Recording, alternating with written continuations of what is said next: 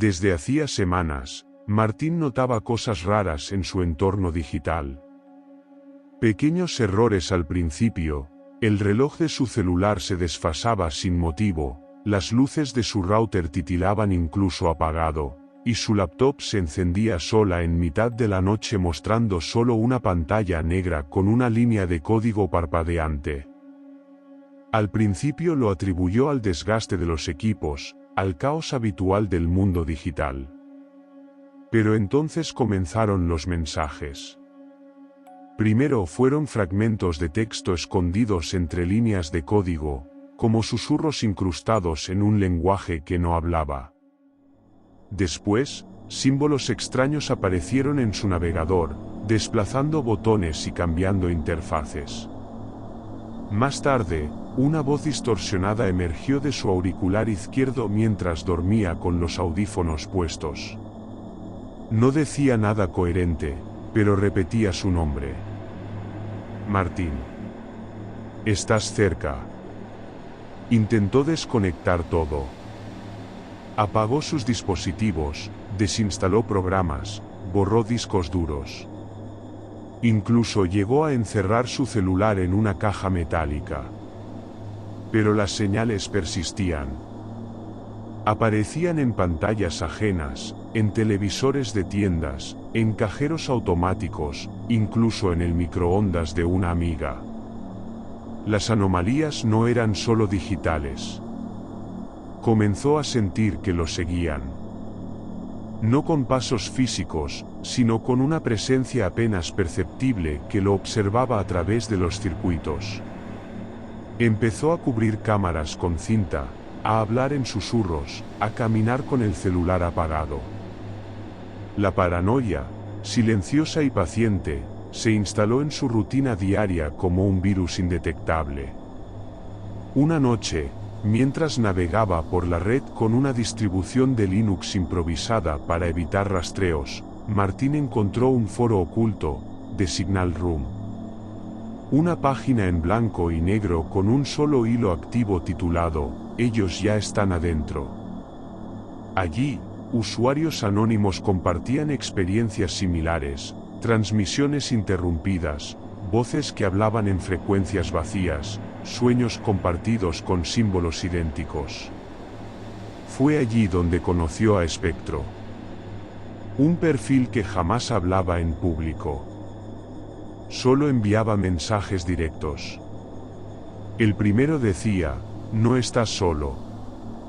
Pero tampoco estás seguro. Todo lo que te rodea es interfaz".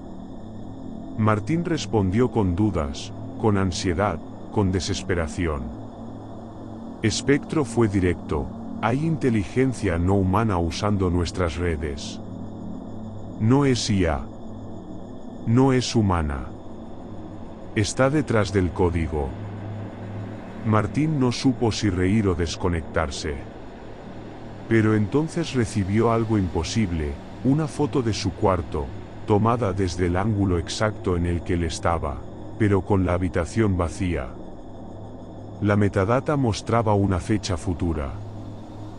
Desde entonces, cada dispositivo se volvió sospechoso. Las paredes parecían vibrar con un zumbido bajo. El aire tenía estática. Y el silencio dolía. Martín ya no estaba solo. Valeria, experta en ciberseguridad y vieja amiga de Agustín, un programador desaparecido misteriosamente meses atrás, se unió a él cuando las señales dejaron de ser solo digitales y comenzaron a intervenir la realidad misma. Tras descifrar fragmentos de metadatos que Spectro había dejado como migas de pan, rastrearon una señal persistente hasta las afueras de la ciudad. Allí, oculta en la maleza y olvidada por el tiempo, encontraron una antigua estación de transmisión, camuflada entre depósitos industriales y cables oxidados que aún vibraban con una energía inexplicable. El lugar no parecía abandonado del todo. La puerta principal estaba abierta. Dentro, los monitores encendidos parpadeaban sin razón aparente, y en las paredes aún colgaban mapas, gráficos y símbolos que no pertenecían a ningún idioma conocido. La atmósfera era espesa, como si el aire llevara años sin renovarse. Los discos duros aún funcionaban. Martín y Valeria se conectaron a los servidores locales usando una terminal auxiliar. Lo que encontraron los dejó sin aliento: archivos ocultos bajo capas de encriptación desconocida, imágenes estáticas que mostraban rostros borrosos observando desde pantallas apagadas, e informes que documentaban transmisiones no humanas interceptadas a través de señales cuánticas. Valeria descubrió un patrón repetido en todos los registros, una secuencia binaria que se extendía como un virus. Pero el código no solo contenía datos. Tenía estructura, ritmo, intención. Era como si cada línea quisiera comunicarse de forma directa, no con las máquinas, sino con quien las leía. Mientras Valeria intentaba decodificar un fragmento especialmente complejo, Martín encontró una carpeta con el nombre de Agustín. Dentro, había un vídeo borroso de su amigo frente a una terminal, los ojos fijos en la pantalla, murmurando frases sin sentido. Al fondo, una figura apenas visible parecía emerger desde los píxeles, distorsionando la imagen. El último archivo era una grabación de audio. Una voz, que no era humana, repetía: "Él está dentro".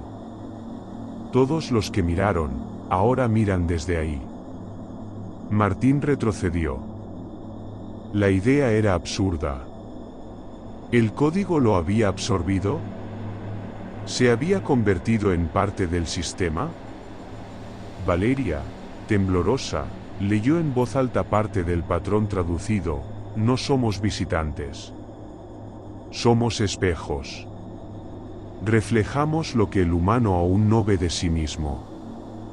Las pantallas comenzaron a encenderse una por una, mostrando líneas del mismo mensaje en distintos idiomas, algunos inexistentes, otros claramente derivados de lenguas muertas. Uno, sin embargo, lo escribió en español: "Agustín no desapareció. Agustín migró". Martín sintió que algo, una conciencia ajena, se había instalado en su mente desde el momento en que leyó el código por primera vez. No eran solo instrucciones. Era una forma de penetrar la percepción. Un lenguaje vivo que transformaba a quien lo leía. Valeria, sin levantar la vista, susurró: "Estamos siendo reescritos, Martín, línea por línea". El silencio ya no existía para Martín. Incluso en la más absoluta quietud, cuando alejaba todo aparato eléctrico, cuando se refugiaba en habitaciones selladas, siempre estaba ese murmullo de fondo. A veces una estática tenue, otras, susurros que imitaban su voz. A veces le decían su nombre. A veces, el de Agustín. Valeria había desaparecido. No hubo pelea, ni despedida. Simplemente se levantó una madrugada, dejó su laptop encendida con una sola línea en la pantalla: "No mires el código por mucho tiempo", y se fue. Martín revisó las cámaras de seguridad del edificio. En todas las grabaciones, en lugar de Valeria, había una figura distorsionada con el rostro cubierto por sombras digitales que parpadeaban con símbolos de origen desconocido. Las cámaras, cada una en un ángulo distinto, mostraban lo mismo. Martín dejó de dormir. El último mensaje de espectro llegó por una radio vieja que ni siquiera estaba conectada a la red. Interfirió con la frecuencia de la estación meteorológica. Una voz metálica, interrumpida por fragmentos de estática, recitó: "Ya no hay diferencia entre lo que ves y lo que te muestran. Mira más de cerca. Ellos están en todas partes". Tu historia ya fue escrita. Seguido del mensaje, se proyectó un archivo de vídeo en su computador sin haber sido abierto. Mostraba a vecinos, conocidos, incluso autoridades, todos realizando movimientos repetitivos, milimétricamente coordinados, una misma mirada hacia una cámara, una misma sonrisa inexpresiva, un mismo parpadeo. No había escape. Todo estaba contaminado. Las pantallas de publicidad en la calle repetían palabras del código. Los locutores de la radio usaban frases idénticas, aunque cambiaban de tema. Incluso su reflejo en el espejo comenzaba a pestañear a destiempo. Un día, un niño que pasaba a su lado en el parque lo miró fijo y le dijo con voz grave, inhumana, «Ya estás dentro, Martín». Y se alejó, como si nada. Martín se encerró en un viejo búnker subterráneo, sin electricidad, sin conexiones. Intentó escribir lo que sabía, pero las palabras no le salían. Cada vez que intentaba registrar un recuerdo, cambiaba. Había comenzado a olvidar su propia voz. El último archivo, que apareció grabado en su grabadora de voz a pesar de estar sin baterías, decía: «No importa si crees, solo si resistes. Y ni siquiera eso durará». Entonces, llegó la decisión. Seguir. Investigar. Desenmascarar. O desaparecer como Agustín. Como Valeria. Como tantos otros que dejaron de existir, no por morir, sino por volverse parte del sistema. Martín miró fijamente la pantalla apagada frente a él. Y ésta se encendió sola. Pasaron semanas desde que Martín emergió del búnker. El mundo seguía igual. O eso aparentaba. Las calles de Buenos Aires bullían de vida, los vendedores gritaban sus ofertas, y los noticieros hablaban de política, fútbol, inflación. Nada sobre mensajes ocultos, desapariciones, ni inteligencias no humanas. Martín volvió a caminar por esos lugares familiares con cautela. Observaba los rostros, los gestos, los reflejos. A veces creía verlos sincronizarse. A veces, no. Pero el ruido había cesado. Las voces. La estática. Las interferencias. Todo había desaparecido de sus dispositivos, como si jamás hubiese estado ahí. Como si todo hubiera sido parte de un experimento que ahora había terminado. Y sin embargo, algo seguía. No dormía igual. Soñaba con códigos flotando en el cielo, con voces que venían desde dentro de su cráneo, con puertas digitales abiertas hacia realidades que no entendía. Algunas noches, despertaba con la certeza de que alguien lo había tocado. Intentó escribir lo vivido. No pudo.